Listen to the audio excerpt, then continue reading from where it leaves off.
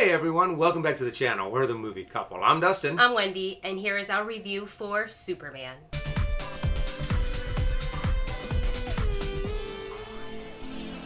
When Superman gets drawn into conflicts at home and abroad, his actions are questioned, giving tech billionaire Lex Luthor the opportunity to get the Man of Steel out of the way for good.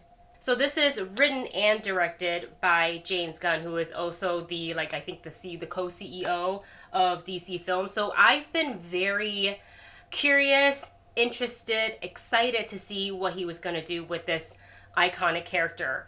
First and foremost, I will say that there's a lot of things that I liked about the films.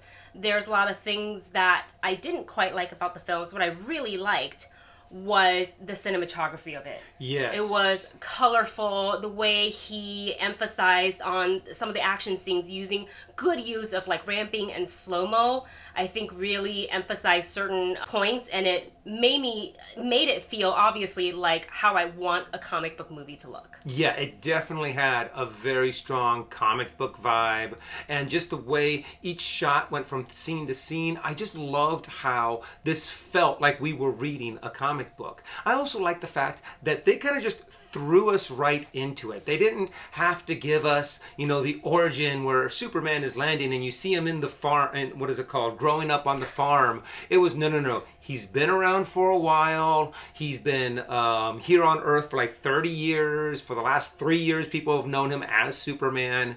But yeah, he's still very much a newbie when it comes to being a superhero. Yeah, so it's interesting to see his way of resolving certain issues, and I think that's where you kind of see the difference between how he is now versus maybe later on we see Superman as he matures a little bit more, where he's like just worried about people dying and he wants to save. I think that's one of his biggest flaws, honestly, and I thought they highlighted pretty well in this film, is that he wants to save everyone. Yes. But he is all powerful, but still one person. And I think I loved seeing how he is at conflict with himself, and also with the, outside people kind of having to deal with that. And I appreciated that conversation or the interview that he had with Lois so much, because it puts you could see that it puts everything in perspective to him, where she is asking him the question. He's like, but it's this. And she's like, but this is how it's going to get portrayed. And I loved seeing that, and I really enjoyed the dynamic between the two of them. Yeah, and that was one thing. I liked that scene, but it really did kind of show something that I was kind of at odds with Superman's character, was the fact that he got so flustered, the fact that he got so easily manipulated, in a sense, by just Lois kind of doing her thing. And I feel like he would have been a little bit more prepared. And, well, it's probably more along the lines of that I'm just not used to seeing an unconfident Superman. And that is an interesting aspect to explore. And I think that's a cool part of the character that you can explore in this movie, but it's also something that I'm just not used to seeing. So it did throw me off. It did make me go, this isn't the Superman that I know, but it is an interesting Superman to portray. Yeah, I feel very much in line with you on that, where, like, I said at the beginning of this review, everything looked really good. Cinematography, soundtrack was great, sound design, and I like the cast, like the entire cast, a lot. I think they look and is like cast really well for all of their respective roles, like everybody fit. But there were specifically like certain moments of portrayal for Superman as to how he was written for this movie that kind of put me a little bit at conflict, where I was like, is this the Superman that it wasn't quite what I was envisioning in my mind. Not that I needed this movie to be dark and gloomy, because I actually was hoping for not that, because I remember watching the trailer and I was like, okay, they're going to take it serious, but not so serious where everything's like doom and gloom. So I like that there are a lot of light moments, though at times I felt like that could have been reined back a little bit, and they did at some important parts, but I felt like it was met with like a comedic, break a little bit too soon after. So like maybe my issue with it is a little bit more of like the pacing than anything else. It felt quite uneven, and a little bit of not expecting it to have such a light tone.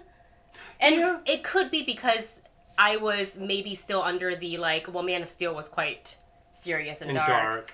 So And honestly, I did not want that. Right.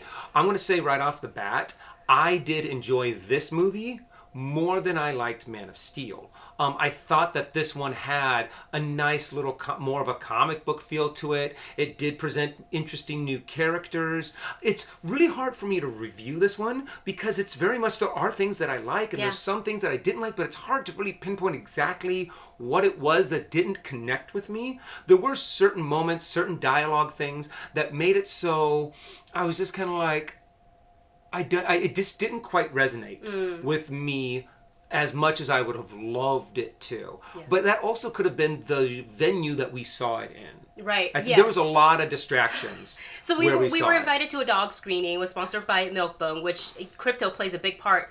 As you saw in the trailer, it plays a pretty big part in the movie. So it made sense. We brought our dog Navi. Everybody had a really good time, but it was our first time at a rooftop cinema. So it wasn't, for two people who are very used to the traditional, like, theatrical setting, this was a little bit different. I had to get a little bit used to, but what was distracting was there was many cute dogs, and they're not going to sit still in a movie. They're going to move around, they're going to make sound, and that's fine. I welcome those kind of distractions. It was very hard to focus on the movie playing in front of you while there was something really cute just 10 feet next to you, where you're just oh, you're so cute with a little cape. So I think we will want to watch the movie again. Yes, most later definitely. on, just to kind of see if our second viewing would still align with how we feel initially. But overall, I did enjoy the movie, and like I said, I think what didn't really gel with me is probably the pacing and a little bit of the writing. But everything else, I really liked a lot, and I actually want to see this. I think this is really good first entry for James Gunn's DC universe that he's building, and he's already introduced these characters. Yes. They definitely will be coming back, or some of them will be coming back to the DC, future DC films, so I'm excited to see that as he expands this. So let's talk about the other characters. I think Mr. Terrific. My favorite. Who knew Mr. Terrific? I literally know nothing about him until this film became instantly my favorite. The second he showed up, I was like, oh, he's really cool. He's fun. And as the movie went on, I was like, wait, I really like him. And also in a world of just a whole bunch of smart alecks and a whole bunch of wisecracking that's kind of going on with all these other characters, to just kind of have that deadpan, serious, super smart of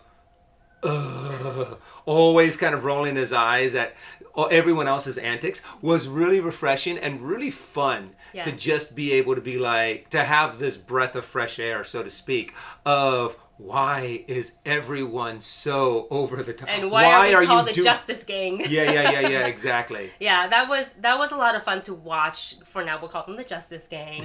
I wasn't really sure about Guy Gardner, because everything I've ever heard about the character is just kind of he's Green Lantern, but he sucks. He's kind of a jerk. He's a bit of and he's played by Nathan Fillion, which I knew Nathan Fillion was going to eat up this role. He was going to have so much fun with it. You could tell that he was enjoying it, which made me as a viewer really enjoy watching his take on it. And it's just great watching all of them interact and collectively how people felt about Green Lantern. And I love the fact too that Nathan Fillion has been in every single James Gunn movie ever. Ever? Apparently they had an interview with James Gunn, and he's like, yeah, Nathan Fillion has been somewhere in my movie, every single movie that I've done. Right. Whether it's a voice or it's a voice cameo, or a cameo or something like that. And I'm like, that's awesome. I love the fact that these guys are so buddy-buddy, and they're always trying to make Nathan Fillion look as dorky as possible, whether it be a haircut, in a flesh suit. Yeah. So I love it. I love how James Gunn always fits him in somewhere. Yeah, and of course we have to talk about Lois and Lex Luthor. I think we'll start with Lex Luthor. I never, in my mind, would have imagined. Obviously, I was kind of shocked but excited when I heard that it was going to be Nicholas Hoult, because I was like, ooh, but he did a good job. Oh yeah, he was so literally out of touch billionaire villain. Yeah. And I thought he portrayed it really well. Just so evil, so selfish, and will throw anybody under the bus to as long as it saves himself. Yeah, exactly. So I really liked the portrayal of it, and I enjoyed Nicholas's take on it. Lois, I knew she was going to nail it. Have Oh, yeah. loved her work since the first time I saw her. And I thought she played Lois really well. Yeah, And I don't have much to add to that. I just thought she was great. Yeah, those two characters really do shine, even though there were a few moments with Lex that I'm kind of like, that's a little too mwahahaha.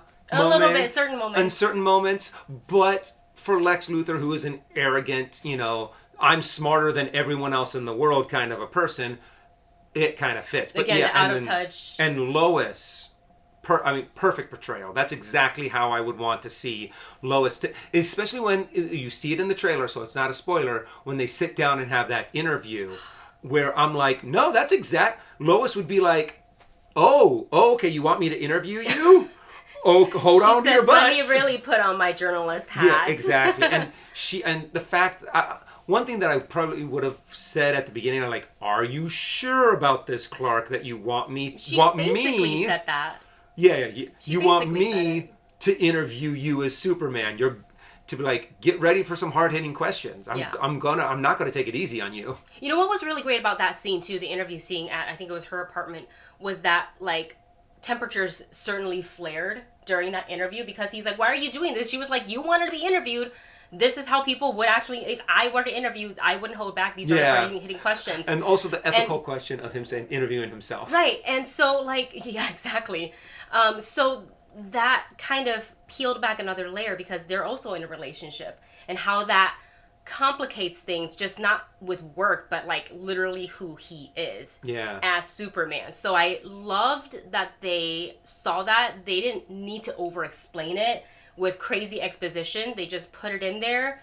And that's what I really liked about the film. Yeah. Is that they're like, you know who Superman is, you know who Lois Lane is, you know where he works, let's just put it in, and everything else, the character and their dialogues will fill everything in. Yeah. One side note that I do want to say about exposition is I'm not a big fan of the writing on the screen before a movie. The crawl, essentially. It wasn't really a crawl, but it's not a crawl. But I'm not a big fan of them putting that up, because it's also just a personal thing, because since I read slowly, I feel like I'm like before it disappears. It was quite wordy. And it was a little wordy. It was quite wordy. I mean, not as bad as some movies. Like, I can't remember what movie it was. It was like, dialogue of exposition right before the movie starts. I'm like, I'm not here to read a novel. I think it was like a period film. Yeah, or it was some other kind of space epic. Something like that, where I was like, that's a lot of words in very fine print. Yeah. And then finally, I thought David played a great Superman. Yeah. I cannot wait to see him in more DC films. I really think that this Superman film, is a step in the right direction. Yes. So I feel like it's not a home run for me, but it's very good. It's very fun. Yes, I have issues with it, and that's fine. But I want them to create more, and with these characters and with these casts in mind. So with that said, let's go ahead and get to our rating. The movie couple rating system is listed for you in the video description below. Again, I had a lot of fun with it. I would like to watch it a second time in a traditional theatrical setting, just to see if I still kind of retain all the feelings that I felt after the first screening. But main issues were pacing and some of the writing. Everything else I really liked a lot. So I'm going to give this movie a matinee at. You know what? I'm almost on the exact same page with this. There's a lot of things that I really like. There are some things that I didn't quite connect with or resonate with, but it doesn't fall over into making it a dislikable movie. I want to go see it again. Maybe I'll change my rating on the second time that I watch it, but for as of right now, I'm giving it a matinee, because this is still something you want to see in the theaters on a big screen, and even to have friends and other big fans around you so you can be hooting and hollering at some of these cool moments. Yeah, exactly. Well, there you have it. That is our thoughts on Superman. Let us know your thoughts in the comment section below.